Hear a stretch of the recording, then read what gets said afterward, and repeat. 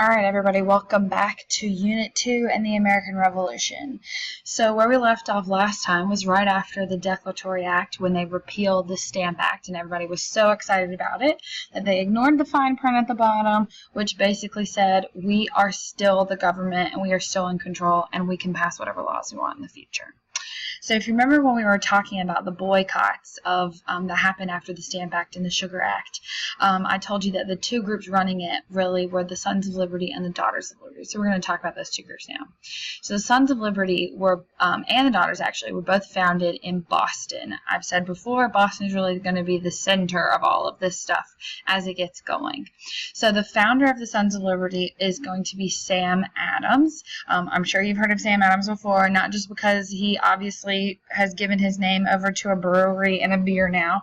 Fun fact, Sam Adams did not brew any beer, and that's actually not even his picture on the bottle. It's actually a picture of Paul Revere. I guess they thought that he was better looking than Sam Adams and that no one would notice, but it's not actually a picture of Sam Adams on the bottle of Sam Adams.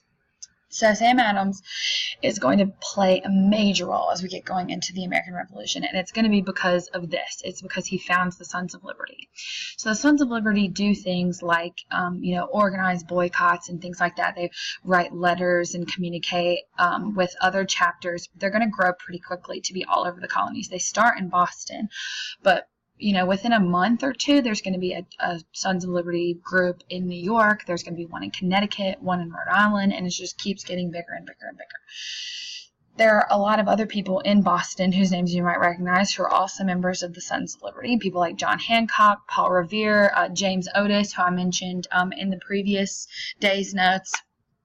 All of these guys are involved in the Sons of Liberty. Now, the reason why the Sons of Liberty are controversial is because, yes, they did organize these boycotts and protests, and they worked hard to get these taxes and laws repealed.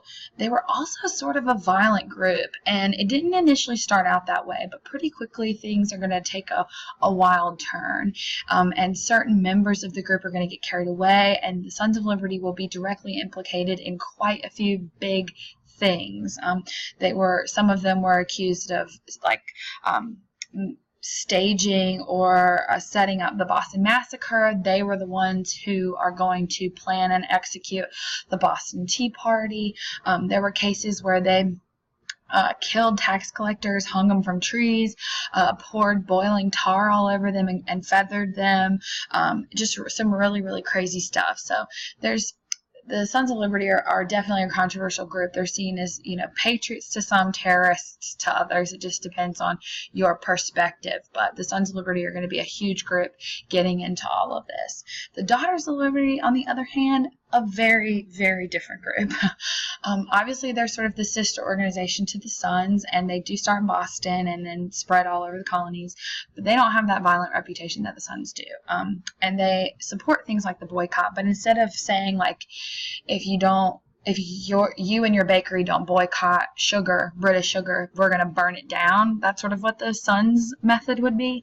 The Daughters of Liberty would say, you're not boycotting the British sugar. Let's find out why. Is it because you can't afford to not? Is it because you have to have sugar and you can't get smuggled sugar? If you can't get sugar, then let's talk about, some other recipes that you could use that don't involve sugar. Like maybe we can find a way around this. You are a tailor and you won't boycott British textiles. Let's talk about how to make your own clothes. We can teach you how to do that yourself. We can teach you how to spin textiles and make things like that on your own, so you don't have to buy the British product. So the Daughters of Liberty were a lot more helpful, I guess you would say, to the average person in trying to get them to participate in the boycott. They would do things like have sewing circles where they would sew not only flags, but different textiles and things like that, so that people wouldn't have to buy the British version. They could buy a colonial version of a certain product, a bunch of different stuff like that. I'm not sure who founded the Daughters of Liberty. There's less information on them, largely because they were women. People just didn't pay as much attention to them, including historians, as years have gone on. So we have just less documentation about the Daughters of Liberty as we do the Sons of Liberty. But what we do know is some of the women who were involved. I picked two that are really the most important. The first, obviously, Martha Washington, wife to George Washington. She was a very active member of the Daughters of Liberty. And then this woman underneath her, Deborah Sampson. The reason why Deborah Sampson is famous is because she will actually be the first woman in the United States to receive the Medal of Honor. And that will be because when the War for Independence breaks out, Deborah Sampson cuts off her hair, tapes down her boobs, pretends to be a man, enlists in the, colonial army and fights for independence and pretends to be a man. And she only is discovered, just like in the movie Mulan, she's only discovered to be a woman once she gets injured. She gets shot, and then when they take her to the medical unit, they're like, you got girl parts, not boy parts. Something weird is going on here. And that's when she sort of comes clean, and they send her back home. And then when Thomas Jefferson became president years later, he recognized her bravery and sacrifice for her country, and he actually awarded her the Medal of Honor, which is pretty cool. But there are a lot of other women who are famous and important to the cause of revolution, who were all Daughters of Liberty. The woman who came up with the idea to have all of the Sons of Liberty dress like Indians when they, threw all the tea in the harbor for the Boston Tea Party. She was the Daughter of Liberty. So they were very involved in all of the protest movements and things like that as the revolution went on. So after the Declaratory Act, tensions are high, but the colonists are sort of feeling like they've won. But that feeling won't last for long because a new government minister will come along, and this guy's name is Charles Townshend. Now, he was very much against any argument the colonists had regarding their rights. He just didn't want to hear it. He thought it was a giant pile of crap. He was not persuaded at all.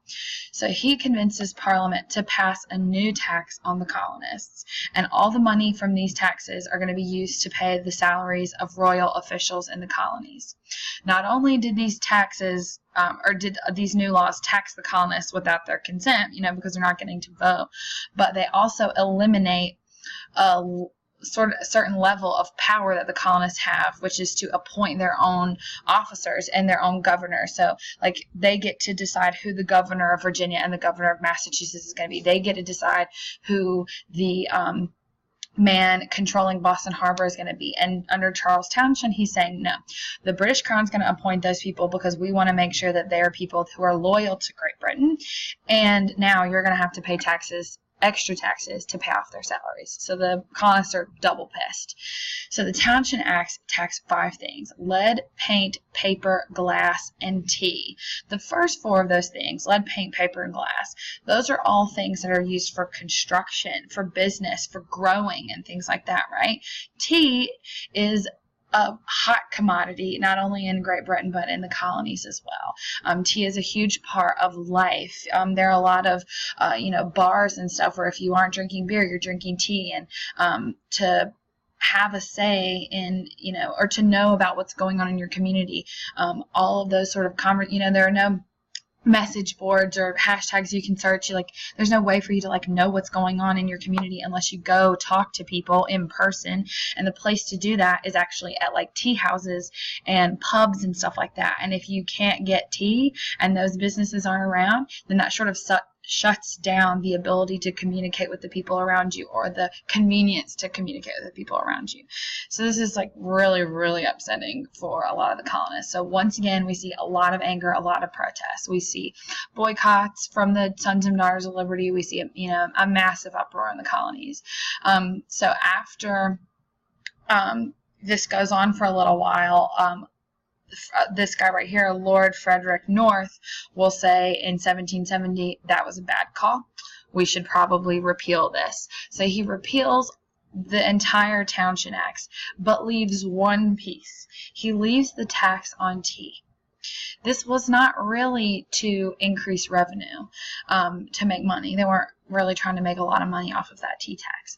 The reason he left the tax on tea was more symbolic, to say okay, I'm hearing you, I'm repealing the taxes, but don't forget that I can, and I'm proving that I can right here by doing it anyway.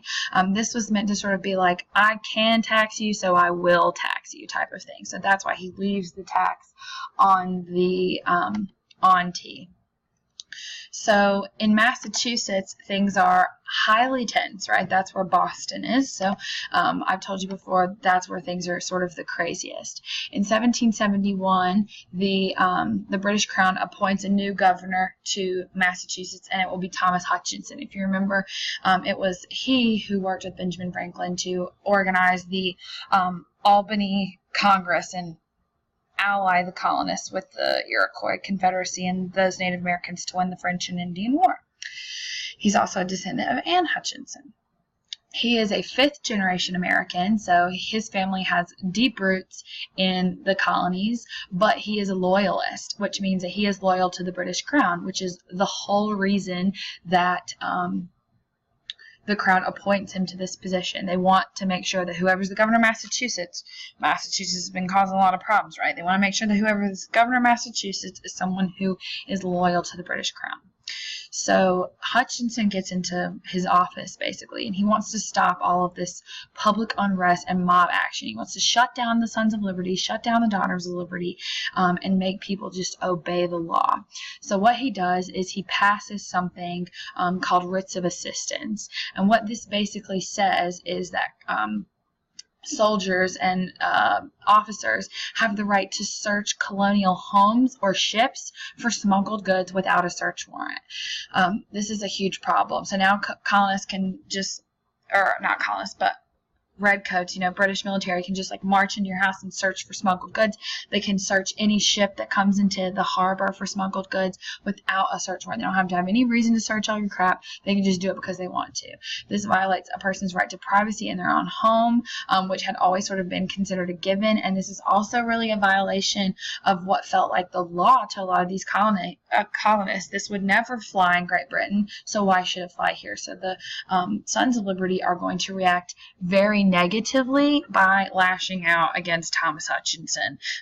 There was one situation where they took all of the furniture out of his house and burned it in the middle of the street. So, yeah, needless to say, people are highly upset.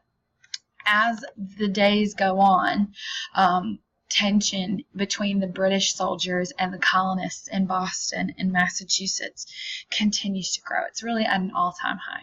And on March 5th, 1770, we're really going to see the first episode of violence between colonists and British military happen, and that's going to be the Boston Massacre. So the word like massacre, you would expect, that dozens, if not hundreds of people were killed. In reality, 5 people were killed in the Boston Massacre. So why do we call it a massacre? Obviously, we call it a massacre to make it sound worse than it really was, because we wanted to depict the British in a terrible light. And that was something that the Bostonians are going to work hard to do whenever this happens.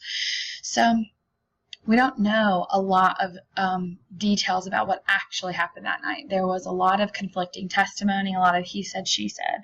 What we do know is that it begins with some kids throwing snowballs at soldiers outside of the Sentry House, outside the Custom House. This is the Custom House today in Boston. The circle right here that you see on the ground is actually the spot where the Boston Massacre took place. It's a cool memorial. It's still there in Boston. You see it's surrounded by all these skyscrapers. You can go, if you ever go to Boston, it's a cool thing to sort of look at. So soldiers were standing around here. You see how they're standing in a line right there. They were sort of standing right around here in front of the Custom House. And some, guys and some kids were throwing snowballs at the soldiers and like egging them on, like antagonizing them. Then, there might be a rock or two in the snowballs, and then they're throwing some sticks at the soldiers, and things sort of progress. And then a crowd forms and someone starts ringing the fire alarm. Back then, there was no fire department. So if there was a fire, you would ring the fire alarm, and everyone who could hear it would just get a bucket of water and come to the town square to find out where the fire is, and they would take it to the fire and try to put the fire out themselves. So someone starts ringing the alarm, so everyone thinks there's a fire, so everyone starts getting out of their house and coming into the square to see what's going on. So the crowd gets bigger and bigger, and as it gets bigger, it turns into, a much more violent and hateful group, and the soldiers are obviously, screaming at the colonists. Colonists are screaming back at them. Somehow, in the midst of all of that, the British soldiers began to open fire into the crowd, and a total of 11 people were shot. 5 were killed, the first of which was a black man named Crispus Attucks, but in total 5 people were killed, also including 1 child, and 6 were wounded. So as soon as this happens, Thomas Hutchinson removes the British troops from Boston. You have to get the troops out now because, honestly, their lives are in danger. People in Boston are absolutely crazy at this point, and they're thinking that every British soldier is a crazy murderer. So he gets all of the troops out, and the captain of the soldiers who were standing outside is arrested, and so are the soldiers. His name was Captain Thomas Preston. You see him there on the slide. Him and 8 of his soldiers are arrested and put on trial for murder. Now, this is going to be like the trial of the century. It's going to be a very huge deal. And to ensure that these soldiers actually get a fair trial, the jury is going to be all Boston people. The judge is going to be a Boston resident. So obviously they're going to automatically come into the trial hating the British. So in an effort to give them a fair trial, you got to get the best lawyer in town. And at this time, the best lawyer in Boston was none other than John Adams. So John Adams is going to agree to be the defense attorney for Thomas Preston and his soldiers. And we'll talk about the trial more in our project that we do in class.